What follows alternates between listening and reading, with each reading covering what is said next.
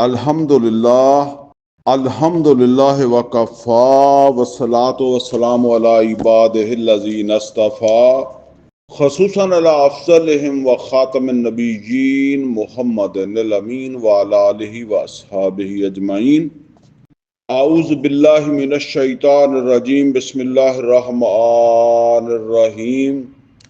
قال اللہ عز وجل فی کتابہ الکریم: اذا جاء نصر اللہ والفتح ورأیت الناس يدخلون فی دین اللہ افواجا فسبح بحمد ربک واستغفر انہ کان توابا۔ صدق اللہ العلی العظیم۔ رب اشرح لی صدری ویسر لی امری واحلل عقدۃ من لسانی یفقہوا قولی۔ اللہم ارنا الحق حقا وارزقنا اتباعہ وارنا الباطل باطلا وارزقنا اجتنابہ، آمین یا رب العالمین۔ عزیز دوستو، اس وقت میں نے 30ویں سپارے کی 33ویں سورت سورہ النصر اس کی تلاوت کی ہے۔ اس سورت کے حوالے سے جو موضوع میں نے بنایا ہے وہ ہے غلبہ دین کی خوشخبری۔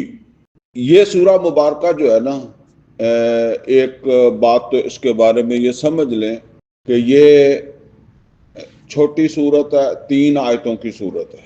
یعنی قرآن کریم کی جو چھوٹی سے چھوٹی سورت ہے نا، اس کی 3 آیتیں ہیں، 2 آیتوں والی کوئی سورت نہیں ہے۔ اچھا، پھر ایک اور بات سمجھ لیں کہ 3 ہی ایسی صورتیں ہیں جن کی 3 آیتیں ہیں۔ ان میں ایک سورہ عصر ہے، دوسری سورہ کوثر ہے، اور تیسری سورت نصر ہے۔ سورہ عصر اور سورہ کوثر اس کے حوالے سے ہمارے درس جو ہے وہ پہلے ہو چکے ہیں۔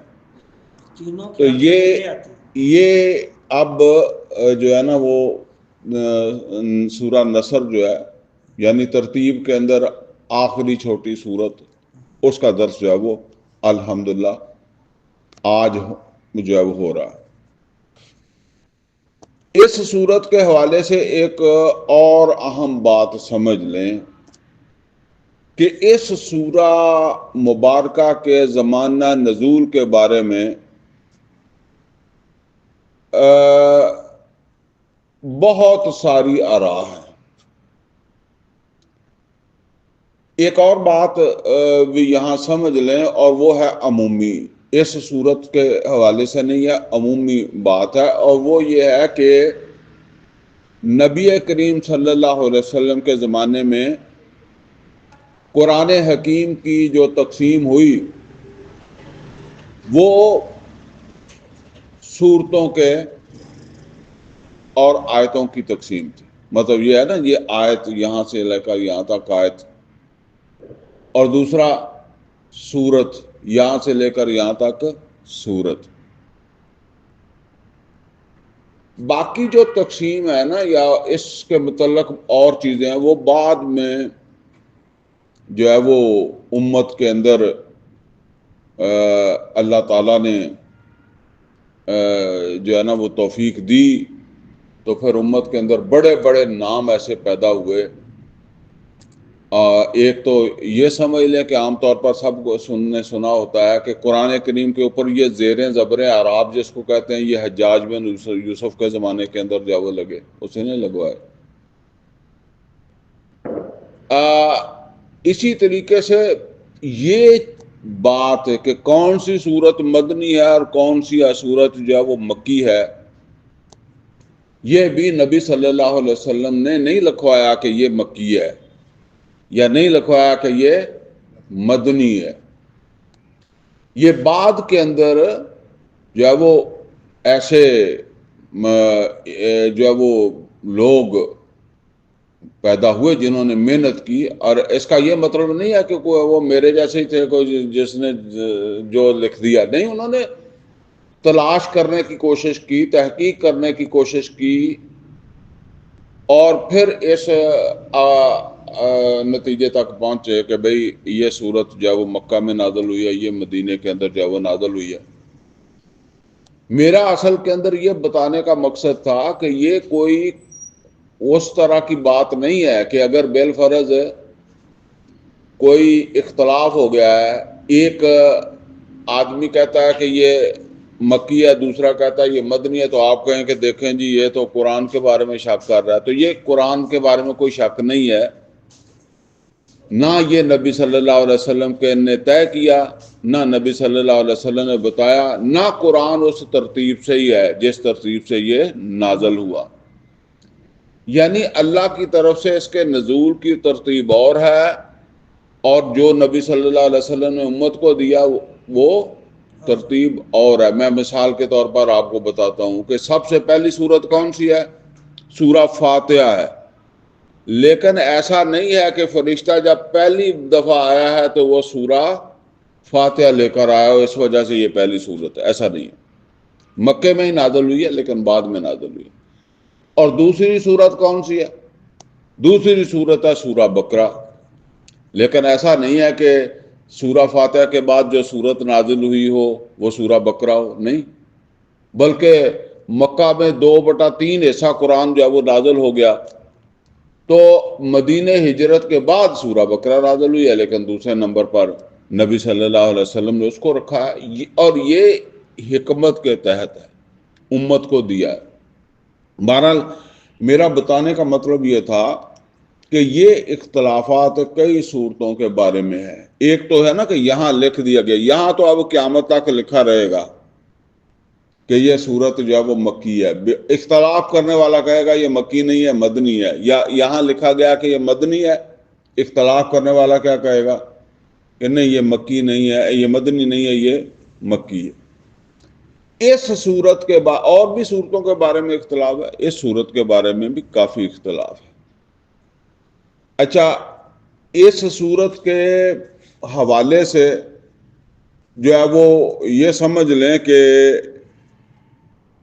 ایک رائے تو یہ ہے کہ یہ صورت قرآن کریم کی سب سے آخری صورت ہے.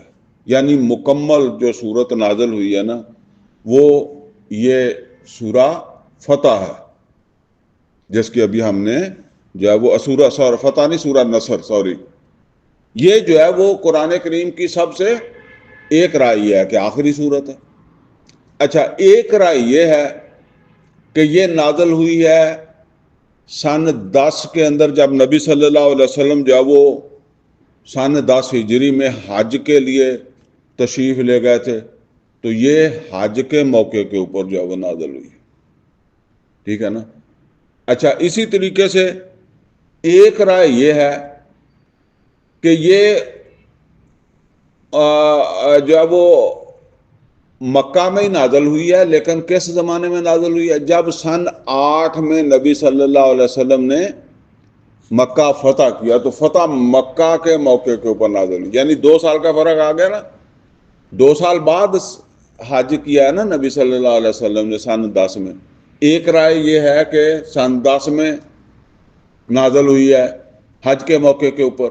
ایک یہ ہے کہ فتح مکہ کے اوپر جو ہے وہ نازل ہوئی ہے.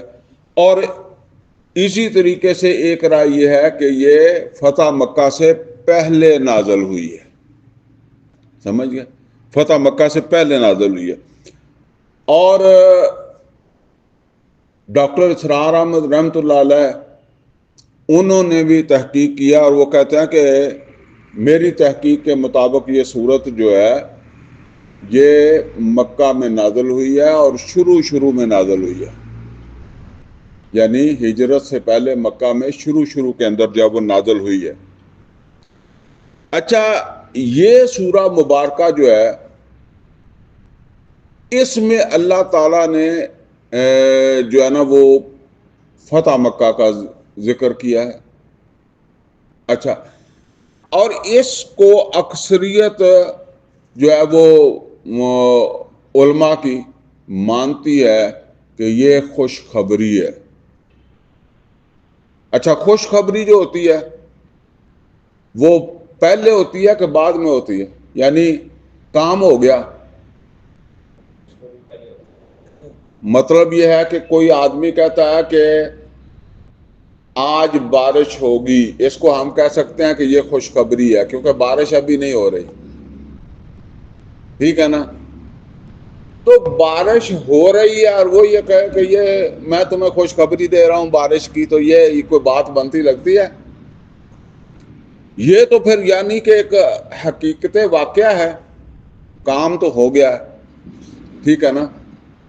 تو اب یہ خوشخبری تو نہیں ہے، ٹھیک ہے نا؟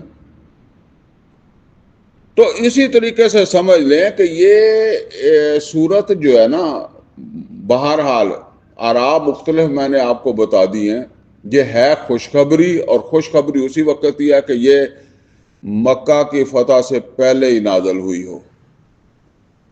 بے شک یہ ہجرت سے بھی پہلے مکہ کے اندر نازل ہوئی ہے یا بعد میں نازل ہوئی ہے، لیکن یہ جو ہے وہ فتح مکہ سے پہلے، اور شاید جو ہے نا وہ آپ یوں سمجھ لیں کہ صلح حدیبیہ سے بھی پہلے جو ہے وہ نازل ہوئی ہو۔ پھر ہم اس کو کیا کہہ سکتے ہیں کہ یہ ایک خوشخبری ہے۔ اچھا، خوشخبری جو ہے وہ بڑی بھی ہوتی ہے اور چھوٹی بھی ہوتی ہے، لیکن جو قرآن کریم میں خوشخبری آ رہی ہے یہ بڑی ہوگی کہ چھوٹی ہوگی؟ بہت بڑی ہوگی، لہذا وہ پس منظر جو ہے نا وہ ذہن کے اندر جو ہے وہ رہنا چاہیے کہ محمد اور رسول اللہ صلی اللہ علیہ وسلم ایک بہت بڑا کام تھا جس کو انجام دینے کے لیے آئے تھے، جس کو قرآن کریم کے اندر کئی مقامات کے اوپر جو ہے وہ بیان کیا گیا، اور وہ کیا ہے؟ توحید کا غلبہ۔ مختلف نام دے سکتے ہیں، ہم دین کا غلبہ کہہ رہے ہیں، میں نے آج کیا کہا؟ توحید کا غلبہ، ٹھیک ہے نا؟ دیکھیں، میں وہ عرض کیا کرتا ہوں کہ ایک زمانہ وہ تھا جب محمد اور رسول اللہ صلی اللہ علیہ وسلم مکہ میں رہتے تھے، اور مکہ میں نبی صلی اللہ علیہ وسلم اور جو بھی صحابہ تھے، شروع میں تو چند ہی تھے، وہ سارے یہ الفاظ، یہ جملہ ادا کرتے تھے نا، اللہ اکبر۔ اس کا کیا مطلب ہے؟ اللہ سب سے بڑا ہے۔ اگر اس حرم کے اندر کھڑے ہو کر ایک آدمی کہہ رہا ہے کہ اللہ سب سے بڑا ہے، جس حرم کے اندر 360 بت بھی پڑے ہوئے ہیں، اور ان بتوں کو ماننے والے بھی پورے عرب کے اندر بھی پھیلے ہوئے ہیں، مکہ میں بھی پھیلے ہوئے ہیں، اور پھر اللہ تعالیٰ کے اس گھر کے متولی بھی وہی ہیں، تو اب یہ اللہ اکبر جو ہے نا، یہ ایک آدمی کا دعویٰ ہے، ایک آدمی کا نظریہ ہے، اس کا اپنا فکر ہے، اس کی فکر ہے کہ میں اللہ کو سب سے بڑا مانتا ہوں۔ لیکن ماحول جو ہے، ماحول اس دعوے کی مطلب یہ ہے کہ تردید ہم نہیں کہہ سکتے، مطلب یہ ہے کہ اس کی گواہی دے رہا ہے یا اس کی گواہی نہیں دے رہا، ماحول تو نہیں دے رہا۔ یہ ایسے ہی ہے نا کہ آپ کسی جو ہے وہ بینک کے اندر چلے جائیں، بینک تک سارے سود خوری کے اوپر چل رہے ہیں نا، مطلب آپ کسی بینک میں کھڑے ہو کر یہ بات کہیں کہ یمحق اللہ الربا، اللہ سود کو مٹاتا ہے، آپ ذرا اونچی آواز سے کہیں، اگر کسی کو ترجمہ سمجھ آ جائے، وہ کہے کہ مٹاتا ہے تو پھر یہاں کیوں چل رہا ہے؟ سمجھ گئے نا؟ یہ مطلب یہ ہے کہ ٹھیک ہے، وہ آدمی کہہ رہا ہے کہ اللہ سود کو مٹاتا ہے، یا میں سود کو نہیں مانتا، ٹھیک ہے نا؟ ٹھیک ہے، ایک آدمی جو ہے اس کی اپنی جو ہے وہ فکر ہے، سوچ ہے، اس کا یہ خیال ہے، لیکن ماحول اس کا ساتھ نہیں دے رہا۔ لیکن جب ایک جدوجہد کی نبی کریم صلی اللہ علیہ وسلم نے، اور اس جدوجہد کے نتیجے میں جو ہے وہ مکہ فتح ہو گیا، اور مکہ سے وہ بت جو ہے وہ ہٹا دیے گئے، اور یہاں تک کہ 2 سال کے بعد یعنی سن 8 میں مکہ فتح ہوا تو بت ہٹا دیے گئے۔ آدھا کام ہوا ہے، یعنی بت تو ہٹ گئے ہیں، لیکن جو بتوں کو پوجنے والے ہیں یا ماننے والے ہیں، جنہوں نے وہ بت رکھے تھے، وہ ابھی تک عرب میں ہیں، اور مکہ میں بھی ہیں، اور حرم کے متولی بھی ابھی تک وہ حرم میں آتے جاتے ہیں، عمرہ حج کرتے ہیں۔ سن 8 میں بھی کیا، اور سن 9 کے اندر بھی جب انہوں نے کیا، تو آدھا کام ہوا، آدھا ابھی رہتا تھا۔ اور پھر سن 9 کے اندر جب سورہ توبہ کی آغاز کی 6 آیتیں نازل ہو گئیں، اور جس میں بتا دیا گیا کہ 9 کے حج کے بعد اتنا وقت دیا جاتا ہے ان لوگوں کو جو مشرک ہیں، ان کے لیے 3 راستے ہیں۔ نمبر 1 کہ ایمان لے آئیں، نمبر 2 یہ اس ملک سے نکل جائیں، یعنی ایمان نہیں لانا چاہتے تو پھر اس ملک سے نکل جائیں، صاف کر دیں ملک کو، اور تیسرا کیا ہے، ورنہ مسلمان ان کو قتل کر دیں گے۔ اور اس پیریڈ میں، اس ٹائم میں پھر یہ دوسرا کام ہو گیا، یعنی بتوں کو پہلے نکال دیا گیا سن 9 کے بعد، یعنی 2 سال بعد، پھر بت رکھنے والے، بتوں کو ماننے والے مشرکین، ان کی صفائی ہو گئی، جس نے ایمان لانا تھا ایمان لیا، جس نے ملک سے نکلنا تھا نکل گیا، کوئی قتل ہو گئے۔ اب اس ملک کے اندر اللہ کا کلمہ سر بلند ہے، اور اب نبی صلی اللہ علیہ وسلم نے حج کیا ہے۔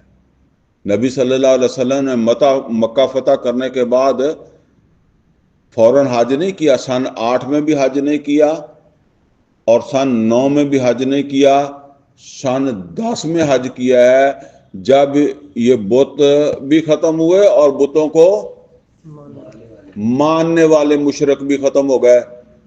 اب جب وہاں حرم کے اندر کھڑے ہو کر، یا عرب کے اندر کھڑے ہو کر اللہ اکبر کہا جاتا ہے، تو اب کا اللہ اکبر اور وہ ہجرت سے پہلے کا اللہ اکبر، اس میں کیا فرق آپ کو نظر آیا؟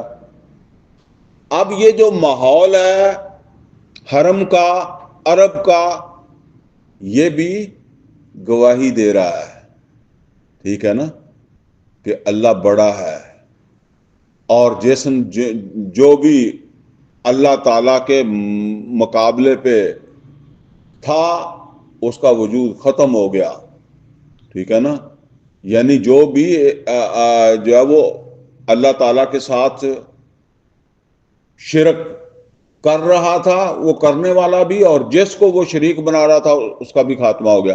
یہ ہے اللہ اکبر، یہ ہے کلمے کی سربلندی، یہی ہے دین کا غلبہ، جس کے لیے محمد رسول اللہ صلی اللہ علیہ وسلم جو ہے وہ تشریف لائے تھے۔ اب یہ کوئی چھوٹا سا کام تھا، بہت مشکل کام تھا، اور مکہ کے اندر محمد رسول اللہ صلی اللہ علیہ وسلم کے لیے طرح طرح کی پریشانیاں، مصیبتیں، مشکلات جو ہے وہ پیدا کی گئی، یہاں تک کہ سورہ طٰہٰ مکہ میں نازل ہوئی ہے، اور اللہ تعالیٰ نے نبی صلی اللہ علیہ وسلم کو تسلی دی ہے، کیا فرما کر دی ہے؟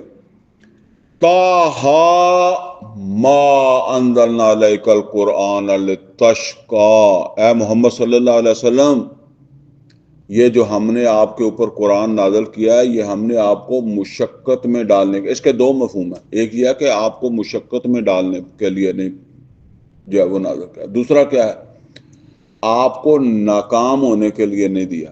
تشکا شکی کہتے ہیں بد نصیب، برے نصیبوں والا، یعنی آپ اچھے نصیبوں والے ہوں گے. اچھے نصیبوں سے مراد کیا ہے؟ آپ کو کامیابی ملے گی، ٹھیک ہے نا. آپ ناکام نہیں ہوں گے. یہ قرآن ہم نے آپ کو جو ہے وہ ناکام ہونے کے لیے نہیں دیا. تاہا ما انزلنا علیک القرآن لتشقی. تو اب اس کے لیے پھر کیا چیز ہے؟ اس کے لیے یہ ہے کہ آپ جدوجہد کریں، ڈٹے رہیں. جو سورہ کوثر کے اندر بھی یہ مضمون آیا ہے نا، سورہ کوثر میں اللہ تعالیٰ نے کیا فرمایا؟ فرمایا انا اعطیناک کل کوثر، بے شک ہم نے آپ کو خیر کثیر عطا کیا یا حوض کوثر عطا کیا. بہرحال وہ آپ یوٹیوب کے اوپر جو ہے وہ، چونکہ یہ ہمارے یہ درس جو ہے وہ وہاں چلے جاتے ہیں تو وہاں سے آپ اس کو سن بھی سکتے ہیں.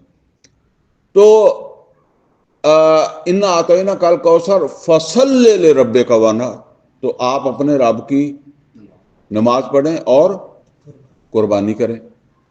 نماز کیا ہے؟ نماز اللہ تعالیٰ کے ساتھ تعلق کو مضبوط کرنے کا ذریعہ ہے. وہاں میں نے بتایا تھا اقم الصلاۃ لذکری، تو نماز کو قائم رکھنا میری یاد کے لیے. قربانی کیا ہے؟ قربانی وہ عمل ہے جو اب درکار ہے. اللہ کے ساتھ تعلق مضبوط کرنے کے بعد قربانی درکار ہے. اچھا، قربانی جو ہے وہ کس چیز کی ہے؟ وہ ہے جان کی اور مال کی. یہ نوٹ کریں، قربانی جان کی ہے، مال کی ہے، مال کی دونوں کی ہے. جس طرح وہ سورہ صف کے اندر آیا نا، یا ایھا الذین آمنوا هل ادلکم علی تجارۃ تنجیکم من عذاب الیم. اے ایمان والو، کیا ہم تمہیں بتائیں ایک ایسی تجارت کے بارے میں جو تمہیں دردناک عذاب سے بچا لے؟ تؤمنون باللہ ورسولہ، تم پختہ ایمان رکھو اللہ کے اوپر اور اس کے رسول کے اوپر. وتجاہدون فی سبیل اللہ باموالکم وانفسکم، اپنے مالوں اور جانوں سے تم جہاد کرو. ذالکم خیر لکم ان کنتم تعلمون، یہ تمہارے لیے خیر کا باعث ہے اگر تم سمجھو. یعنی یہاں اللہ تعالیٰ فرما رہا ہے فصل لربک وانحر، نماز پڑھیں، اپنے رب کے ساتھ اپنے تعلق کو مضبوط کریں اور پھر قربانی کریں. جان اور مال اللہ کے رستے میں لائیں. اس کا نتیجہ کیا نکلے گا؟ ان شانئک هو الابتر، بے شک آپ کا دشمن ہی نامراد رہے گا. اصل کے اندر وہ نبی صلی اللہ علیہ وسلم کو تانا دیتے تھے نا کہ آپ کے بیٹے نہیں ہیں، بیٹے فوت ہو گئے تھے نا، تو وہ کہتے تھے بیٹے نہیں ہیں، کتنی دیر کر لیں گے، ٹھیک ہے نا. بیٹے ہوں گے تو پھر وہ باپ کے کام کو لے کر چلتے ہیں نا. تو اس کے اوپر فرمایا ان شانئک هو الابتر، آپ کا دشمن ہی نامراد ہے، بے اولاد ہے، ناکام ہونے والا ہے، اس کا نام نہیں رہے گا. لیکن آپ کو کیا کرنا ہے؟ یہ نوٹ کریں جو میں بات بتانا چاہتا ہوں. آپ کو کیا کرنا ہے؟ اپنے رب کے ساتھ تعلق کو مضبوط کرنا ہے اور جان اور مال کی قربانی جو ہے وہ دینی ہے. اور یہ ہے اللہ تعالیٰ کی طرف سے جو ہے وہ تقاضا. اور پھر اس کے لیے ہجرت بھی کی ہے. ہجرت مدینہ بھی ہوئی ہے اور ہجرت حبشہ بھی ہوئی. 2 دفعہ حبشہ کی طرف ہجرت ہوئی، تیسری دفعہ مدینے کی طرف جو ہے وہ ہجرت ہوئی. یہ کوئی چھوٹی موٹی بات نہیں ہے کہ جو ہے وہ اپنا یوں سمجھ لیں کہ گھر بار کاروبار اور بڑے سارے رشتہ دار برادری چھوڑ کر اس کو جو ہے وہ ہجرت کرنا. یہ آپ ذرا نوٹ کریں کہ کبھی تھوڑا بہت بھی جو ہے وہ ہمیں قربانی دینی پڑے نا تو کتنا مشکل لگتا ہے کہ جی جو ہے وہ اب ہمیں اتنا کچھ کرنا پڑے گا. ہم دین کے لیے کتنی قربانی دیتے ہیں، مالی قربانی کتنی دیتے ہیں، وقت کی قربانی جو ہے وہ کتنی دیتے ہیں۔ بہرحال وہی لوگ تھے جن کو کوئی گارنٹی نہیں تھی کہ وہاں تمہیں مکان ملے گا، دکان ملے گی، کاروبار ملے گا، رہنے کی جگہ ملے گی، کھانے کے لیے روٹی ملے گی، کوئی کوارٹر ملے گا، کچھ بھی نہیں ہے۔ اور ساتھ یہ بتا دیا گیا کہ جو ہجرت نہیں کرتا اس کے ایمان کا بھی اعتبار نہیں ہے۔ سورہ نساء کے اندر واضح کر دیا یہ بات۔ تو اب سب کو چھوڑ کر مدینے آ گئے۔ پھر مدینے آ کر صرف یہ نہیں ہے کہ امن کی زندگی ہے، بدر ہے، احد ہے، پھر خندق ہے، کتنا مشکل وقت ہے جس میں سے جو ہے وہ آپ یوں سمجھ لیں کہ یہ ایمان والے جو ہے وہ گزر رہے ہیں، بہت مشکل وقت ہے جس سے جو ہے وہ گزر رہے ہیں۔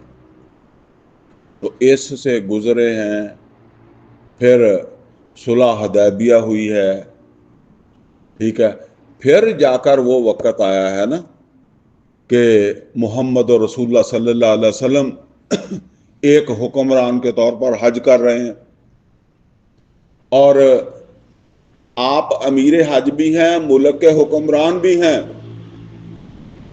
سمجھ گئے؟ تو اب اس ملک کے اندر اللہ کی کبریائی ہے، اللہ کی بڑائی ہے۔ اس ملک کے اندر جو لوگ رہتے ہیں ان کے عقائد، ان کی عبادات، ان کی معاشرت، ان کی معاش، وہاں کا نظام سیاست، یہ سب کا سب جو ہے وہ کن اصولوں کے اوپر جو ہے وہ استوار ہے؟ جو اللہ کی طرف سے محمد رسول اللہ صلی اللہ علیہ وسلم کو جو ہے وہ عطا ہوئے، جو نصیحتیں ہوئیں اس کے مطابق جو ہے وہ استوار ہوا۔ اب یہ اگر ہم اس کو یہ مانیں کہ یہ مکہ کے شروع کے اندر نازل ہوئی ہے، تو ذرا دیکھیں، کوئی جیسے ہم کہتے ہیں کہ جب کوئی دور سے آدمی آ رہا ہو تو ہم اس کو کیسے دیکھتے ہیں؟ دھوپ ہو، دوپہر ہو تو ماتھے کے اوپر ہاتھ رکھ کر دیکھتے ہیں نا۔ تو اس طریقے سے ذرا دیکھیں کہ اس وقت کہیں وہ وقت نظر آتا ہے کہ کبھی یہاں سے یہ جن کو مشرکین عرب جو ہے وہ شریک بناتے ہیں، ان شریکوں کا بھی خاتمہ ہو جائے گا اور شریک بنانے والوں کا بھی خاتمہ ہو جائے گا، ٹھیک ہے نا؟ تو یہ ہے اصل کے اندر وہ خوشخبری۔ بہرحال اگر بعد میں بھی نازل ہوئی ہے اور فتح مکہ سے پہلے ہی نازل ہوئی ہے، تو یہ ایک خوشخبری ہے جو اللہ تعالیٰ نبی کریم صلی اللہ علیہ وسلم کو جو ہے وہ دے رہا ہے۔ تو البتہ یہ خوشخبری جیسے میں نے بتایا کہ بات تمام و کمال تو پوری ہوئی ہے کب؟ جا کر سن 10 میں جو ہے وہ جب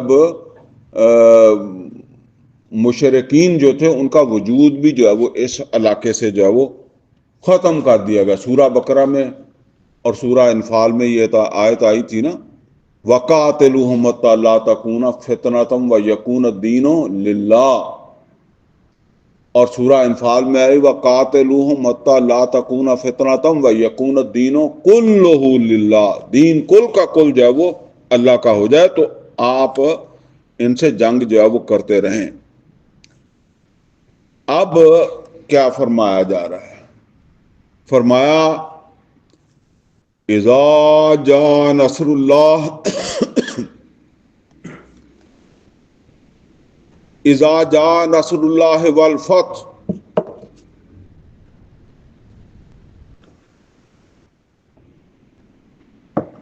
اور جس وقت آ جائے گی اللہ کی مدد اور فتح آپ کو جو ہے وہ نصیب ہو جائے گی۔ وَرَأَيْتَ النَّاسَ يَدْخُلُونَ فِي دِينِ اللَّهِ أَفْوَاجًا،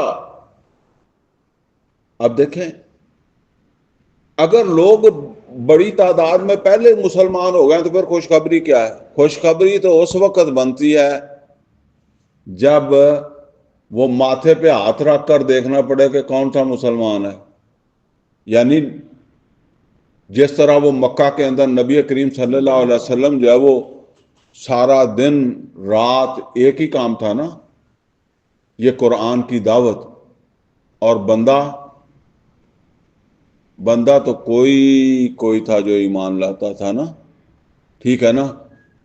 اس وقت اگر یہ بات کہی جائے کہ آپ پریشان نہ ہوں، گھبرائیں نہیں، اللہ کی مدد آئے گی اور فتح بھی حاصل ہوگی، اور آپ دیکھیں گے کہ لوگ جوک در جوک، گروہ در گروہ، قافلے در قافلے آئیں گے۔ یہ قافلے مکہ میں تو مطلب یہ ہے کہ آئے بھی نہیں، ہجرت سے پہلے آئے بھی نہیں، اور کوئی سوچتا بھی نہیں تھا۔ آپ ذرا دیکھیں نا کہ ہم بھی دین کا کام کر رہے ہیں، ہم اگر جو ہے نا وہ ہمیں یہ لگے، کوئی آدمی جو ہے وہ آ کر کہے کہ اگلی دفعہ یہاں 500 بندہ ہوگا جی اس درس کو سننے کے لیے، ٹھیک ہے نا، تو ہمیں اعتبار آئے گا؟ ہمیں تو اعتبار جو ہے وہ آ نہیں سکتا، ٹھیک ہے نا۔ بس یہی بات ہے کہ یہ خوشخبری ہے اللہ دے رہا ہے، اللہ فرما رہا ہے کہ ایسا وقت بھی آئے گا کہ لوگ قافلے کے قافلے آئیں گے، لوگ فوج کہتے ہیں نا، فوج پورا گروپاں دے گروپ آئیں گے، اور وہ آئیں گے بھی کس لیے؟ اللہ کے دین میں داخلے کے لیے آئیں گے، صرف ایسے ملاقات کے لیے نہیں، دیکھ کر جانے کے لیے نہیں۔ وَرَأَيْتَ النَّاسَ يَدْخُلُونَ فِي دِينِ اللَّهِ أَفْوَاجًا، آپ دیکھیں گے۔ اچھا، یہ خوشخبری بھی اللہ دے رہا ہے کہ یہ ایسا نہیں ہے کہ آپ کے بعد یہ کام ہو۔ اچھا، آپ ذرا غور کریں، عیسیٰ علیہ الصلوۃ والسلام کی زندگی میں عیسیٰ علیہ الصلوۃ والسلام کو ماننے والے کتنے لوگ تھے؟ جو تعداد آتی ہے نا وہ 11-12 کی آتی ہے، ٹھیک ہے نا۔ اندازہ کریں اتنے بڑے پیغمبر رسول اور ان کے اوپر ایمان لانے والے 11-12 کی آتی ہے۔ کہتے ہیں وہ 12واں جو تھا نا اس نے غداری کر دی تھی عیسیٰ علیہ الصلوۃ والسلام سے، وہ پھر منافقت کر گیا، باقی 11 ہی رہ گئے، اور عیسیٰ علیہ الصلوۃ والسلام کو اللہ تعالیٰ نے اٹھا لیا، واپس آئیں گے۔ لیکن آپ ذرا دیکھیں کہ نبی کریم صلی اللہ علیہ وسلم کو اللہ تعالیٰ بتا رہا ہے کہ یہ کام تو آپ کے بعد ہو سکتا ہے نا۔ نبی صلی اللہ علیہ وسلم چلے جاتے ہیں، بعد میں کوئی ایسی تحریک چلتی، جیسے آج دنیا کے اندر عیسیٰ علیہ الصلوۃ والسلام تو 11 بندے چھوڑ کے گئے تھے نا، آج دنیا میں سب سے زیادہ تعداد کس کی ہے؟ عیسائیوں کی ہے، ٹھیک ہے نا، بعد میں ہو گئی ہے نا۔ تو اس طرح نبی صلی اللہ علیہ وسلم کے ساتھ بھی ہو سکتا تھا۔ نبی صلی اللہ علیہ وسلم کو اللہ تعالیٰ نے فرمایا کہ آپ دیکھیں گے وَرَأَيْتَ النَّاسَ يَدْخُلُونَ فِي دِينِ اللَّهِ أَفْوَاجًا، لوگ اللہ تعالیٰ کے دین کے اندر جو ہے وہ فوجوں کی فوجیں داخل ہوں گی، گروہوں کے گروہ جو ہے وہ داخل ہوں گے۔ اور پھر یہ کب ہوا؟ جب مکہ فتح ہو گیا، تو پھر اب عرب کے جو ہے وہ اطراف سے، کونوں سے، مکے سے بھی، مکے والے بھی آ رہے ہیں، اور آ کر جو ہے وہ اسلام قبول کر رہے ہیں محمد رسول اللہ صلی اللہ علیہ وسلم کی موجودگی میں بھی۔ اور پھر نبی صلی اللہ علیہ وسلم نے اپنی حیات میں اپنی آنکھوں سے دیکھا کہ پورے عرب میں جو ہے وہ اب مشرکوں کا کوئی وجود نہیں ہے، شرک کا کوئی نشان نہیں ہے۔ یہ ہے توحید کی سربلندی۔ وہ میں عرض کیا کرتا ہوں کہ ہمارے ہاں بدقسمتی سے لوگ اس بات کو سمجھتے نہیں۔ جب کوئی آدمی تقریر کرتا ہے شرک پر، تو آپ دیکھیں گے کہ اس کی تقریر میں کیا ہوتا ہے؟ اس کی تقریر میں ہوتا ہے کہ جی قبر کو سجدہ نہیں ہو سکتا، مزار کو سجدہ نہیں ہو سکتا، اللہ کے لیے ہی رکوع ہے، اللہ کے لیے سجود ہے، اللہ کے لیے قنوت ہے، قیام ہے، ٹھیک ہے نا۔ اور سارا زور جو ہے نا وہ اسی کے اوپر جو ہے وہ لگ جائے گا. ٹھیک ہے نا.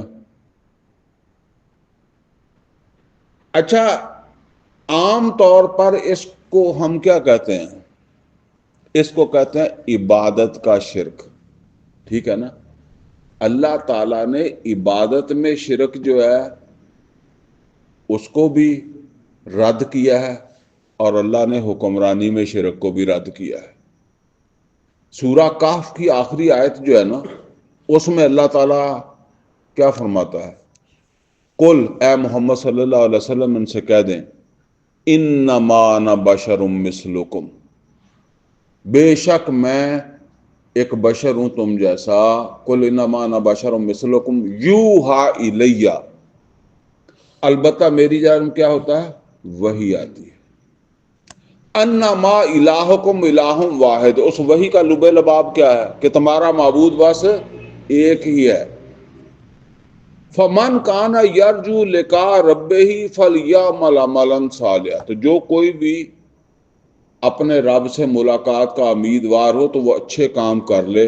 فلیعمل عملا صالحا ولا یشرک بعبادت ربہ احدا. اس کو نوٹ کریں جی، ولا یشرک بعبادت ربہ احدا، وہ اپنے رب کی عبادت میں کسی کو شریک نہ کرے. اچھا، یہ تو چلیں ٹھیک ہے، ہو گیا جی عبادت کا شرک. اور سورہ بنی اسرائیل کی آخری آیت میں اللہ تعالیٰ کیا فرماتا ہے؟ وَقُلِ الْحَمْدُ لِلَّهِ الَّذِي لَمْ يَتَّخِذْ وَلَدًا. اے محمد رسول اللہ صلی اللہ علیہ وسلم آپ کہہ دیں، وَقُلِ الْحَمْدُ لِلَّهِ الَّذِي لَمْ يَتَّخِذْ وَلَدًا. کل تعریف کل شکر کس کے لیے ہے؟ جس نے کسی کو اپنی اولاد نہیں بنایا، کسی کو بیٹا نہیں بنایا. اگلی بات کیا ہے؟ وَلَمْ يَكُنْ لَهُ شَرِيكٌ فِي الْمُلْكِ، وَلَمْ يَكُنْ لَهُ شَرِيكٌ فِي الْمُلْكِ، وہ اپنے ملک میں، اپنی بادشاہی میں، اپنے اختیار میں، اپنے اقتدار میں بھی شرک قبول نہیں کرتا. اچھا، وہ عبادت میں بھی شرک نہیں قبول کرتا اور وہ اقتدار میں بھی شرک نہیں قبول کرتا. اب ایک چیز تو آپ نے پہچان لی ہے اور دوسری چیز کو آپ پہچان نہیں رہے. ٹھیک ہے نا. تو یہ اصل کے اندر وہ توحید جو ہے نا، اس کا تصور جو ہے وہ درست تصور نہ ہونے کا نتیجہ ہے. ورنہ میں اکثر آپ سے یہ کہا کرتا ہوں کہ آپ ذرا نوٹ کریں، یہ جو جس کو ہم کہتے ہیں جی عبادت کا شرک، یہ ایک فرد کی خرابی ہے. بھئی سجدہ کسی نے جا کے مزار کو کر دیا، پیر کو کر دیا، تو قبر کو کر دیا، تو وہ ایک آدمی ہے نا جس نے کر لیا، آدمی کی خرابی ہے. آپ نے نہیں کیا، آپ کو تو کوئی فرق نہیں پڑا. لیکن جب اقتدار میں شرک آ گیا، کوئی طاغوت آپ کا حکمران بن گیا، تو ظاہر ہے جو عدالت بنے گی وہ کس کی بنے گی؟ طاغوت کی بنے گی. جو اس نے معاشرتی نظام بنانا ہے، سکول بنانے ہیں، ہسپتال بنانے ہیں، باقی جو ادارے بنانے ہیں، وہ کس نے بنانے ہیں؟ طاغوت نے بنانے ہیں. اسی نے معاشی نظام بنانا ہے. تو اب کوئی آدمی آپ کہہ سکتے ہیں کہ اس ملک میں رہنے والا کوئی آدمی اس سے متاثر نہیں ہو رہا؟ ہر ایک متاثر ہوتا ہے، ہر ایک متاثر ہوتا ہے. وہ عبادت کے شرک کا تعلق جو ہے نا وہ صرف ایک فرد سے ہے، اور یہ جو حکمرانی کے شرک کا جو تعلق ہے یہ پورے معاشرے کے ساتھ ہے، اور اس سے کوئی نہیں بچ سکتا. جو بھی اس ریاست میں رہتا ہے، جو اس ملک میں رہتا ہے، وہ اس کے ساتھ جو ہے وہ اس کا تعلق ہے، یا وہ اس کے ساتھ اس میں ملوث ہے، جس طریقے سے بھی ہو.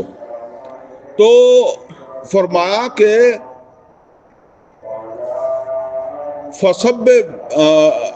وَرَأَيْتَ النَّاسَ يَدْخُلُونَ فِي دِينِ اللَّهِ أَفْوَاجًا، آپ دیکھیں گے کہ لوگ جو ہے وہ اللہ تعالیٰ کے دین میں جوق در جوق، فوج در فوج داخل ہوں گے۔ اب آگے نبی صلی اللہ علیہ وسلم کو فرمایا جا رہا ہے فَسَبِّحْ بِحَمْدِ رَبِّكَ وَاسْتَغْفِرْ، تو آپ تسبیح کریں اپنے رب کے حمد کے ساتھ اور اس سے استغفار کریں، اِنَّهُ كَانَ تَوَّابًا، اور بے شک وہ تواب، یہ ایک تو اس کا عام طور پر ترجمہ ہم کہتے ہیں نا توبہ، اصل میں توبہ اللہ تواب ہے، تو تواب کا مطلب یہ ہے کہ نظر عنایت کرنے والا ہے، یعنی اگر تم اللہ کی تسبیح کرو گے، استغفار کرو گے، تو اللہ اپنی نظر عنایت تمہاری طرف جو ہے وہ کرے گا۔ اللہ کی نظر عنایت بھی تمہارے شامل حال ہوگی۔ تو یہ خوشخبری نبی صلی اللہ علیہ وسلم کو تھی، اور اب یہی خوشخبری جو ہے وہ آگے ہمارے لیے۔ نبی صلی اللہ علیہ وسلم نے فرمایا قیامت سے پہلے پہلے کل روئے ارضی کے اوپر اللہ کے دین کا غلبہ ہوگا، لیکن وہ غلبہ ہوگا اسی راستے پر چل کر جس راستے کے اوپر چلے تھے محمد الرسول اللہ صلی اللہ علیہ وسلم۔ اس کے لیے جو ہے وہ اللہ کے ساتھ تعلق کی مضبوطی اور جان اور مال، اس کا انفاق۔ اللہ سے دعا ہے جی اللہ ہمیں قرآن کا فہم عطا فرمائے، عمل کی توفیق عطا فرمائے۔ اقول قولی ھذا واستغفر لی ولکم ولسائر المسلمین والمسلمات۔